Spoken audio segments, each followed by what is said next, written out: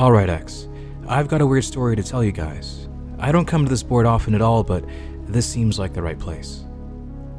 Be me. I'm serving a prison sentence for street racing. Yeah, I know, it's fucking stupid. I did it once after getting pressured by my friend and I got caught immediately. 2 months in, I get a new cellmate.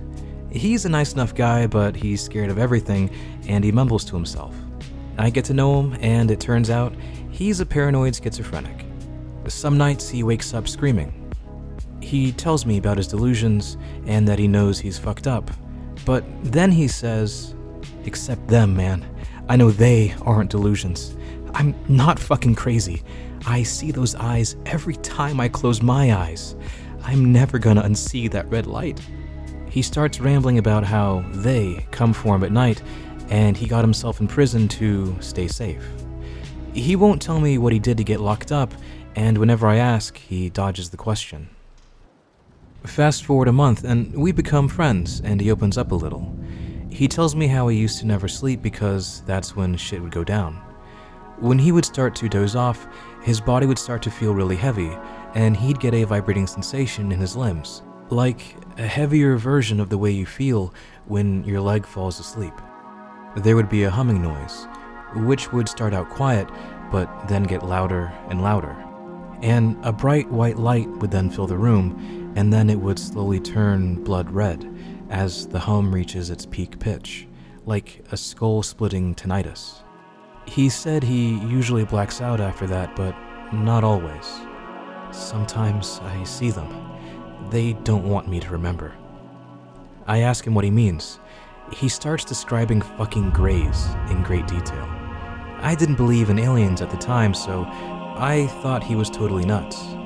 He says they were short, with limbs longer in proportion to their bodies than humans, and standing about 4.5 to 5.3 feet tall. And they're gray, with almost see-through skin. He said it looked more like a membrane than it did human skin. And they have these massive black eyes that reflected everything like a mirror. They smelled almost like a burning phone charger. I asked him about the smell, but he just shrugged and said it was hard to describe, that it didn't really smell like burning plastic and wire, but it was probably the only way he could word it since he'd never smelled anything quite like it before. He then says he's getting uncomfortable and that talking about them for too long makes him anxious, so he goes to sleep. The next day we had art therapy. Fucking stupid, right? But he got all twitchy and started drawing creepy shit. We start art therapy.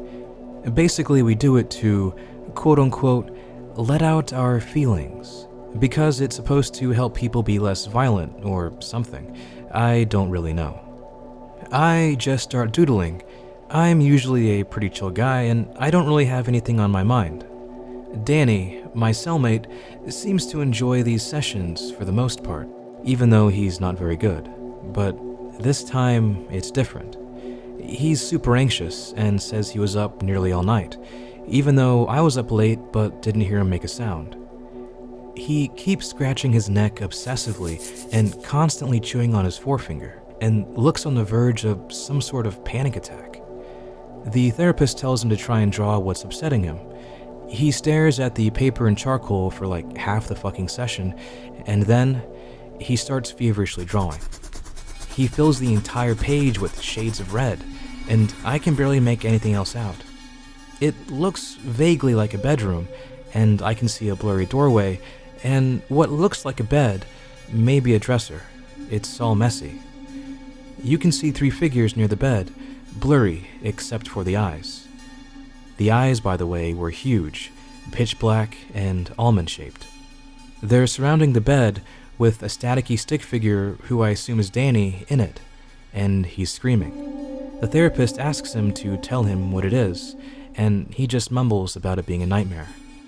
I ask Danny about the art later, and he tells me it's usually what happens when he sees the grays, but his therapist tells him it's a nightmare or sleep paralysis. He says, "Nightmares don't leave marks." He turns around and shows me the base of his neck.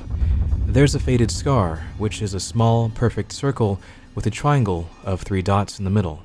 What the fuck? He says he's woken up after nightmares with bruises in strange places on his body, and other triangles made from dots. The therapist claimed it was just him self-harming in his sleep, or sleepwalking. It's time for lockup, and I don't feel like sleeping, so I get in bed to read. I'm on the first page of a new book when suddenly Danny sits up, freaking the fuck out and yelling. I ask him what the fuck happened. He said they came for him and took him away. He tells me to look at the time. There's a clock you can see from the outside of our cell. It's fucking 4 hours since lockup. I was reading the same page that I started on 4 hours ago. There was no way I fell asleep or anything. That was one of the creepiest things that ever happened to me. Danny said losing time is common, but that he didn't see me on board. Why the fuck would I lose time too? I get really freaked out, and I don't want to believe him. I get checked out by the prison doc and the psychiatrist just in case I'm losing my shit, but they both say I'm fine. I get cleared, so I just pass it off as dozing off while reading and not realizing it, somehow. A couple weeks go by as normal. We're going to the yard, art therapy once a week, going to the library, etc. The prison starts letting inmates have chalk in their cells so they can draw or write or whatever, and it can't be used as a weapon. Danny starts drawing the faces of the Greys again and drawing odd lined symbols that are like dots with lines, kind of like constellations. Here's the symbols as best as I can remember. They were an art that he sent me, so they should be fairly similar. I'll see if I can find some of his art if you guys are interested.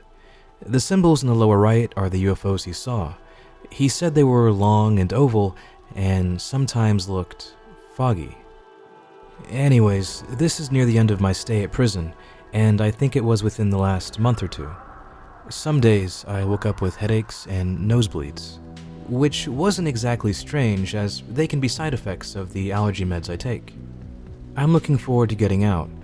Danny still has a while to go, and I still don't know what it was for or for how long. We stay up late one night drinking shitty prison wine. The idiot who gave it to us fucked it up, and it tasted like vinegar and piss, but it got us fucked up. We drink till we're on the verge of passing out when suddenly Danny freaks out. Shit, fuck. Anon, do you hear that? Please tell me you don't hear that. It's the humming noise he mentioned. Oh, fuck. The noise gets louder and louder, and a higher whine can be heard over it. Danny is pounding on the jail cell door and screaming for help. No one comes. No prisoner tells us to shut the fuck up. No guard comes to slam their baton into the bars. What the fuck is happening? A bright, pulsating white light is now filling the prison and searing my eyes. It suddenly turns blood red, and everything goes dead quiet. It's so quiet, you can hear the blood rushing in your ears. I try to hide under my bed, but I can't move. It's like I'm made of lead. My body is buzzing like it's made of fucking bees. I start to panic, and I want to scream for help and ask Danny if he's okay, but I can't even open my mouth. I get the sudden feeling of being watched, and in the glow of the red light, I can see shadows on the wall. The shadows start moving around, and suddenly I feel a sharp pain in my head and get a mental image of myself frozen in the cell with Danny a few feet behind me. It was like someone put a camera in the cell and I was watching. And then the image was gone, and I could sense that something was next to me. Everything goes cold, and the vibrating gets worse and more violent, almost as if the cells in my body were being thrown around. I can feel myself being lifted off the ground. I close my eyes, and even though I'm not religious, I start to pray.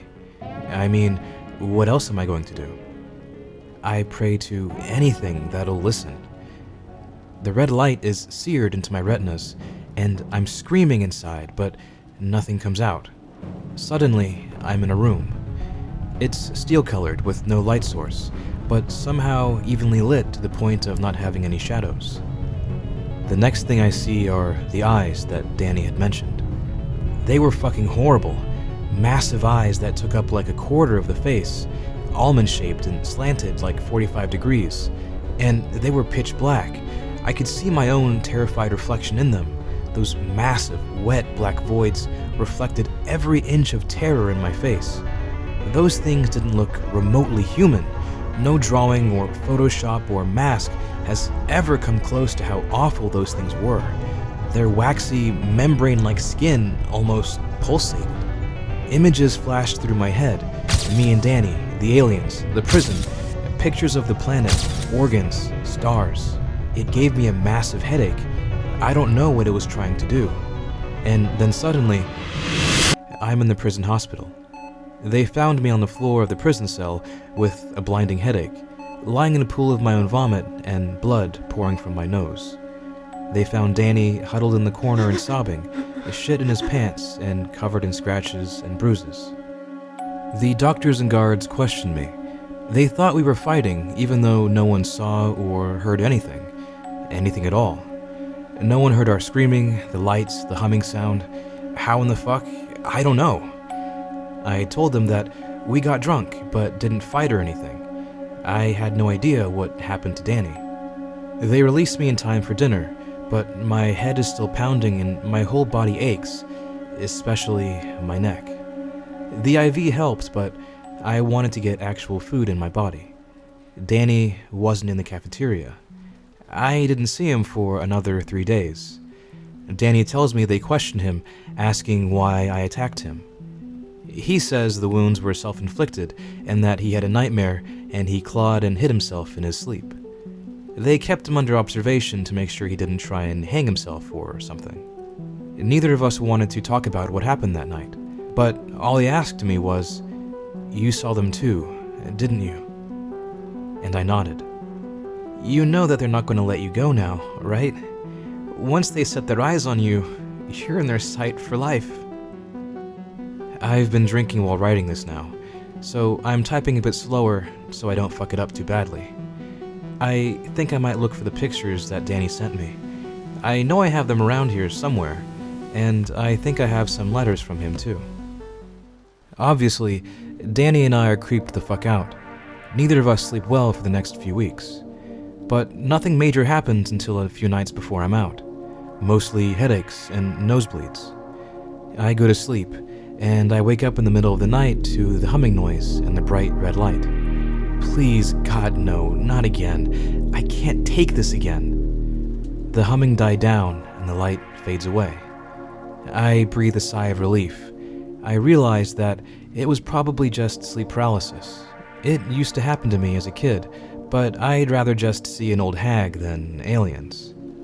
I fall back asleep. I wake up to the sound of guards yelling at me and slamming open the door. They tell me to get up and spread against the wall with my hands up. What the fuck is going on? They start barraging me with questions. Where did Danny go? How did he get out? Did you help him? What are you asking? I keep telling them I didn't do anything and I know nothing. They bring me to a room to interrogate me more, and after a few hours of the same shit, they let me go. I talked to some other inmates who were in my cell block, and they didn't see anything either. A guard who was friendly told me the cameras caught nothing either. It's like Danny up and vanished. Danny was gone for 3 days. The cops put out an APB for him, thinking that he escaped. On the last day, some convicts found him in the rec yard, his foot somehow pinched in between weights that were already on the bar. He had to go to the prison hospital for dehydration and some broken ribs, as I found out later.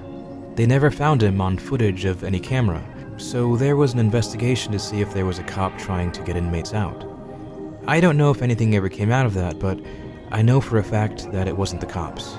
There was no way he would vanish without a trace and then somehow reappear clipped through fucking metal. I never got to see Danny again. I left the day after he came back.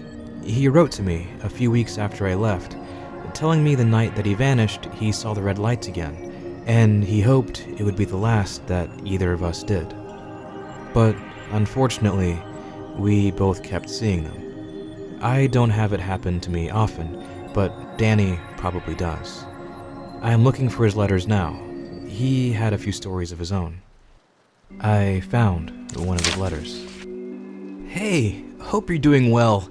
I'm sure not. They're talking about sending me to the psych ward now. They think I'm crazy. If I were them, I'd think so too. But you've seen what I've seen. You know how real this shit is. You're just as scared as I am. Remember that night we saw the red light? It happened again. I started praying to God a few weeks ago. I asked him to protect me from this evil, but instead of angels coming to deliver me, they did. I remember every single thing they did to me. They hurt me. They put me on a table. They cut me open. They stuck me full of glass and copper and glowing tubes, scanning and probing my organs. And I saw it all. Every little bit. I thought I was going to die, but they made sure I didn't. I passed out. I woke up with no scars or wounds, but I ached all over. I don't know how much more of this I can take. I want to die. At least I'm in a psych ward. It'll be hard to kill myself.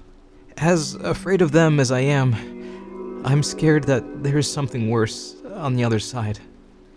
Take care. Danny. P.S. Here is one of my drawings from therapy. Keeping them scares me, but it feels wrong to throw them away. The following pictures are the drawings that Danny allegedly sent OP from prison of his encounters.